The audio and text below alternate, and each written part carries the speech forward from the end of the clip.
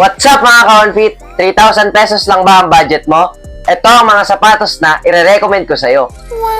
So mga ka-onfit, simulan natin sa pinakamurang sapatos. Ang 361 Dinwiddie DVD. Sa halagang 1,589 pesos lang, aayaw ka pa ba sa gantong sapatos?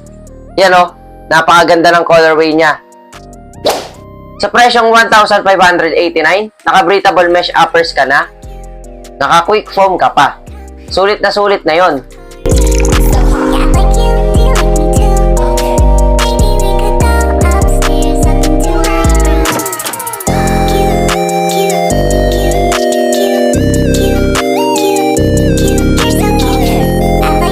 So next, mga ka-onfit, ang 361 degrees DVD GUI.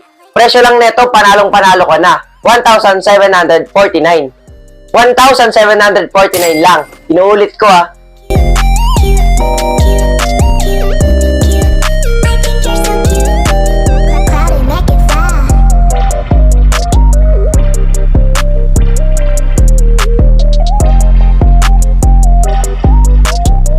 So mga ka-onfit, sa next naman tayo.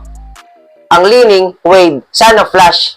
Grabe guys, napakaangas ng sapatos na to. Isa to sa paborito ko.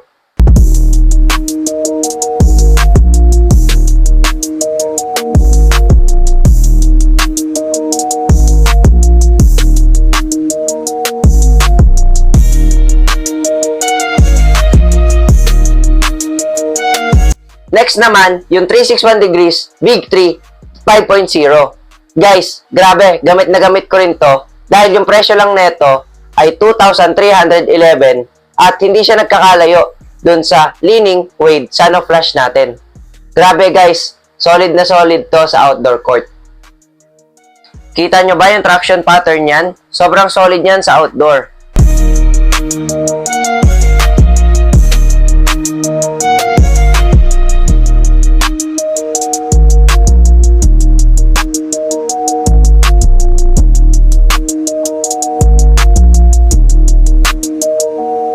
Next naman, yung 361 degrees DVD 2.0.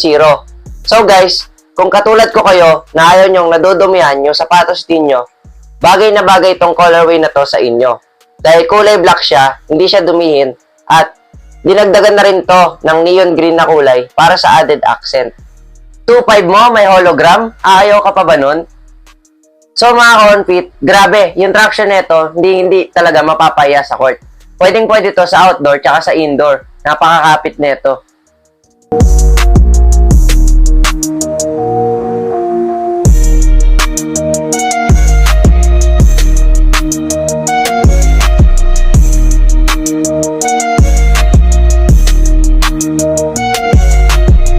So mga ka-onfit, dito naman tayo sa 361 Big 3 5.0 Quick Pro. Binili ko to dahil kulay black siya at hindi siya nadudumihan. Tsaka guys, di naman natin may iwasan na may mga teammates tayo at mga kalaban na aapakan ng sapatos natin. Kaya marirecommend ko talaga to sa inyo.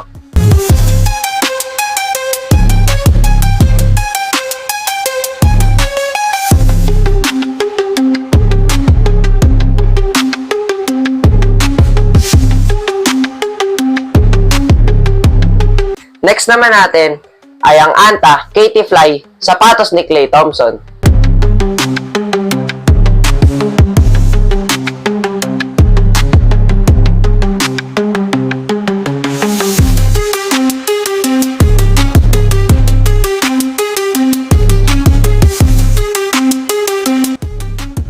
Lahat nga pala ng sapatos na nirecommend ko ay mabibili natin sa Orange app. Pero yung mga presyo na sinabi ko, pwede siyang tumaas at pwede siyang bumaba, depende sa discount na ibibigay nila.